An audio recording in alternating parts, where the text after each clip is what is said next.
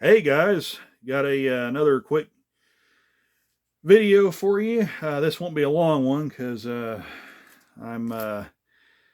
still having a little blood pressure issues right now. Nothing too serious. But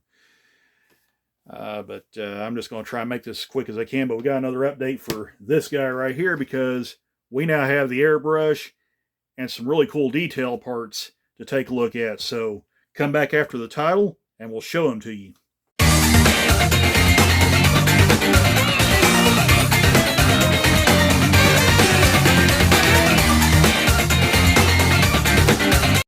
All right, so we got our parts here, and I'll go ahead and flip that line on where it'll show up a little better. But we got some little detail parts now. One thing I forgot to mention when I do this engine, it's not going to be a super detailed engine. It's pretty much going to be a stock Walters mainline engine because I don't want to throw a whole bunch of details on it. A, being my first engine that I'm custom painting, and B, I just don't want to have an engine with a bunch of small details I could potentially break off. But I am going to throw a few little custom touches to it. So first one up here, we got some details. Wes Leslie 5-chime S5T-RR3 S5T-RR. So you got the 3 forward, 2 reverse. Now normally these would be associated with CSX, NNW, UP, and Katy. However, Frisco was noted for having 5-chime Airhorns, so we're going to stick with that. Theme here, but I thought it'd be kind of cool to have these Airhorns. I kind of like the looks of them anyway, so I think they look really cool. And they're still kind of a Frisco-esque style type Airhorn they might use, so it's pretty cool. So, yeah, and you notice I've got actually 2 sets of them. That is for the option of maybe doing a second engine later on, because I'm still keeping an eye on those SD75Is that's on eBay right now. So who knows? Maybe a second locomotive down the road, if budget warrants. So in the meantime, this is the big one right here. This is the airbrush that I'm going to be using to paint this guy. So why don't we go ahead and open this guy up where you can see it.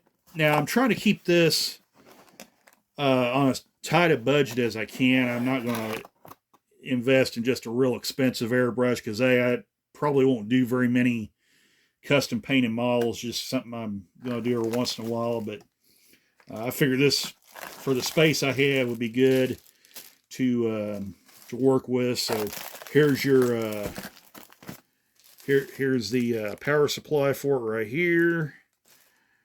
Here's the compressor part. So this is your little compressor right here. You got your air lines right here, which is really cool. And then you got a neat little holder right here to put the airbrush in. So it'll hold it, mounts to the compressor. And then the big stuff here. Now I'm not going to take this out of the wrapping paper until I get ready to paint.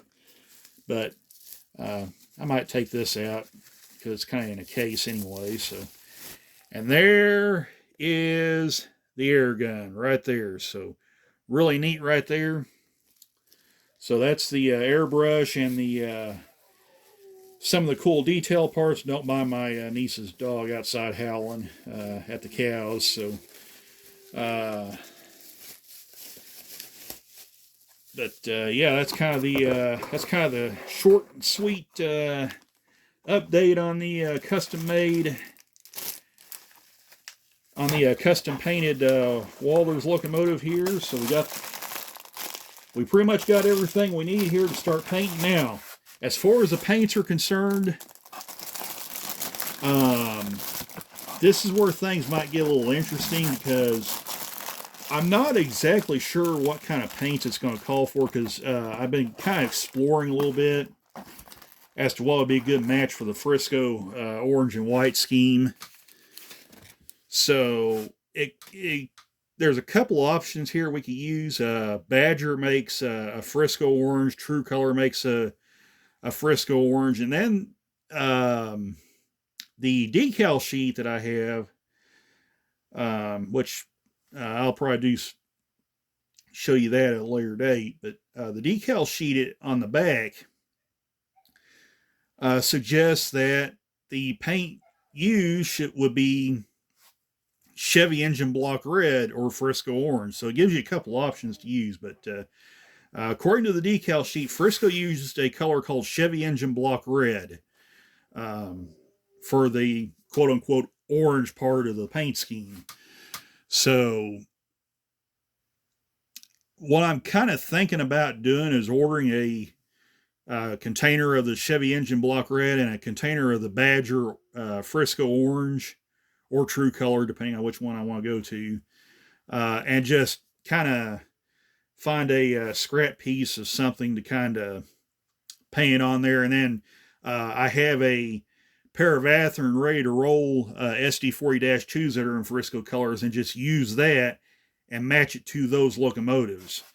So, and see which one's the better match. So that may be where we'll go from there.